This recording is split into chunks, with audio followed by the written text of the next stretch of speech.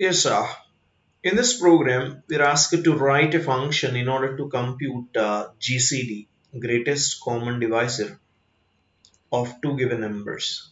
Okay, so now let us basically solve this problem. Okay, by considering two numbers. Okay, so this is GCD of two given numbers. Now we have a module called fractions module.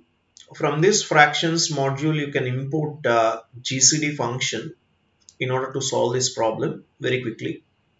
Okay, so let us first import the respective function called fractions.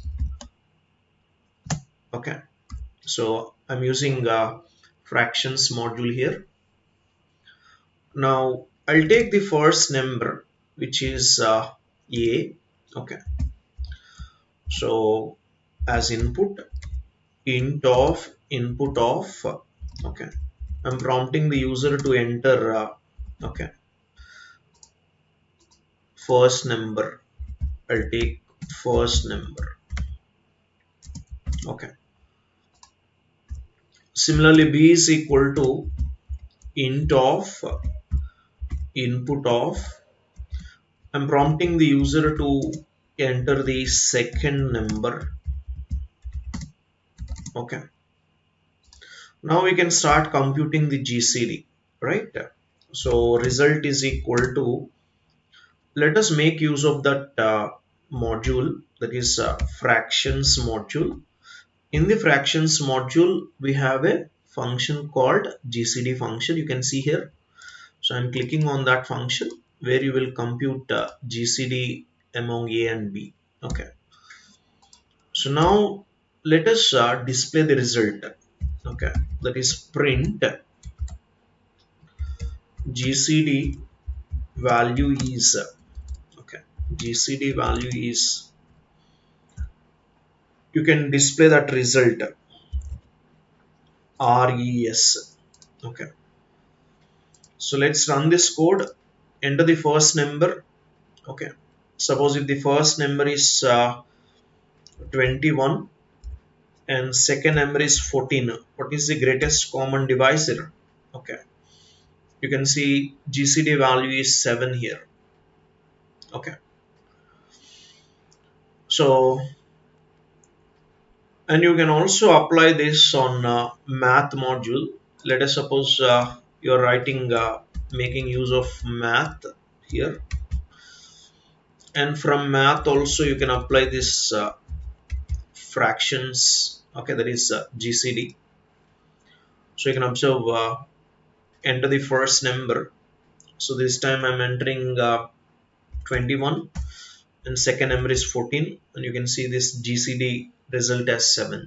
Okay, so this is how you can make use of modules like math module or fractions module in order to obtain the GCD of the two given numbers. Okay, suppose if I want to solve the same problem, okay, without using any module, then I can solve this with the help of a loop. Let us suppose I'm trying to take a while loop in order to solve this problem. Okay, so or you can write your own function. Okay, user defined function. So find GCD is the name of the function where I'm passing a and b as parameters to this function, right?